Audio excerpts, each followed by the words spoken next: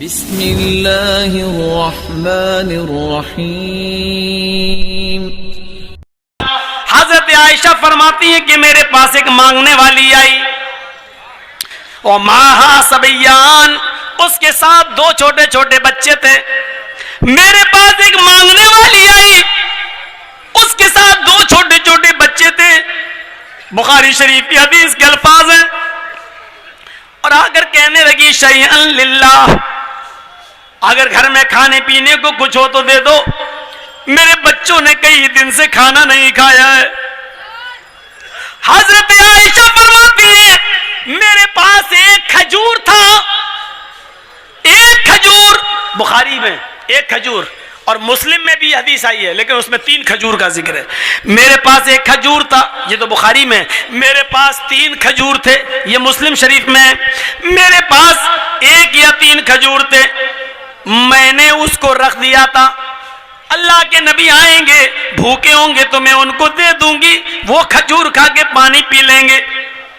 میری ماں بہنیں سن رہی ہو، ایک کھجور تھا، میں نے اس کو اٹھا کر رکھ دیا۔ یہ عورتیں تھیں اس زمانے کی، ایک ایک کھجور کو قاعدے سے رکھنا جانتی تھیں۔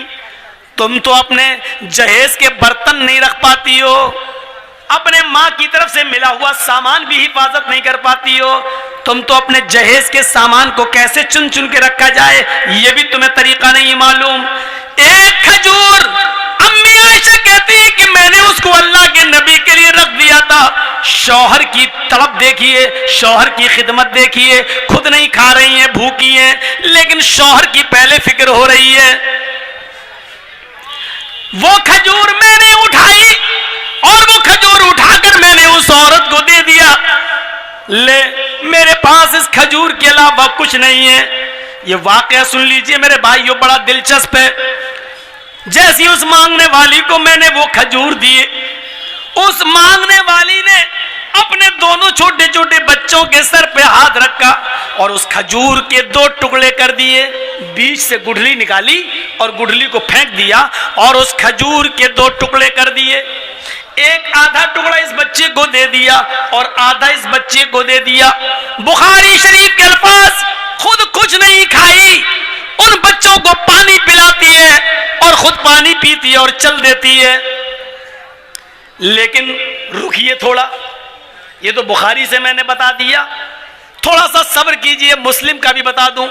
مسلم میں کہ میں نے 3 کھجور اس کو دے دیے، میرے پاس 3 تھے، میں نے تینوں کھجوریں اس کو دے دی۔ اس عورت نے 1 کھجور اس بچے کو دے دی، 1 کھجور اس بچے کو دے دی اور 1 کھجور اپنے لیے رکھ لی کہ میں کھا لوں۔ ان بچوں نے اپنی اپنی کھجوریں کھا لی۔ عورت کے پاس جو کھجور تھی وہ جیسے ہی منہ پہ لے کے گئی، وہ کھجور کھانا چاہتی تھی ماں، ان بچوں کی ماں کھجور اپنے منہ تک لے گئی کہ دونوں بچے اپنے ماں کی کھجور پر جھپٹ پڑے۔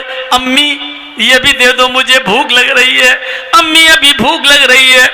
ماں نے اپنے ہونٹوں کے پاس سے وہ کھجور واپس کر دی، اپنے دانتوں کے قریب سے وہ کھجور واپس کر دی۔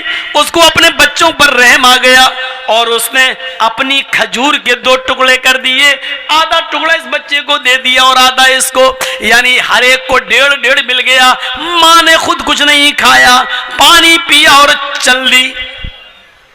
تھوڑی دیر کے بعد جب اللہ کے نبی گھر میں تشریف لائے، تھوڑی دیر کے بعد جب اللہ کے نبی صلی اللہ علیہ وسلم گھر میں تشریف لائے تو حضرت عائشہ نے پورا واقعہ بیان کر دیا۔ اللہ کے نبی نے کہا، عائشہ کیا اس عورت کو تم نے اپنی آنکھوں سے دیکھا ہے؟ ہاں میں نے دیکھا ہے۔